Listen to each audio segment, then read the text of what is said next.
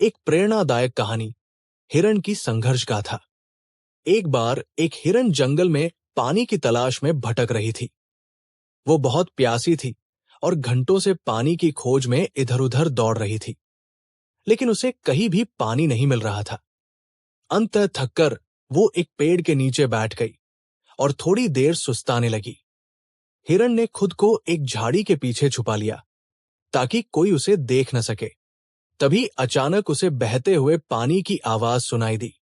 ये सुनकर हिरण की आंखों में आशा की चमक लौट आई और वो आवाज की दिशा में तेजी से दौड़ने लगी।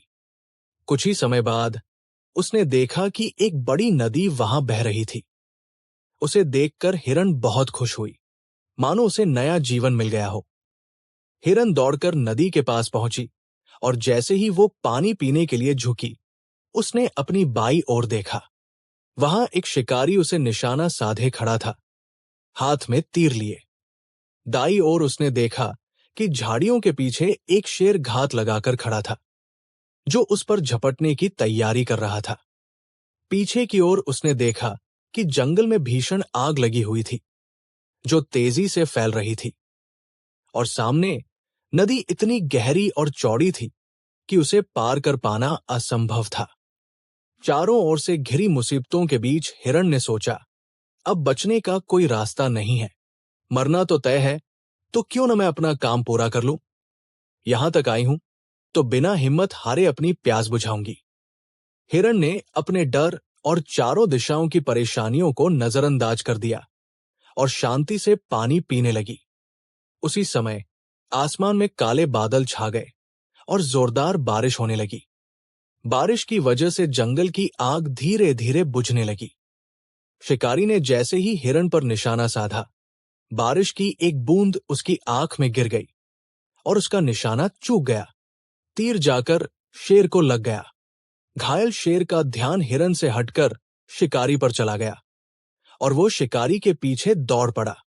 इधर हिरण ने जब पानी पीकर सिर उठाया तो उसने देखा कि न शिकारी वहां था, न शेर। उसने पीछे मुड़कर देखा तो जंगल की आग भी बारिश की वजह से बुझ चुकी थी।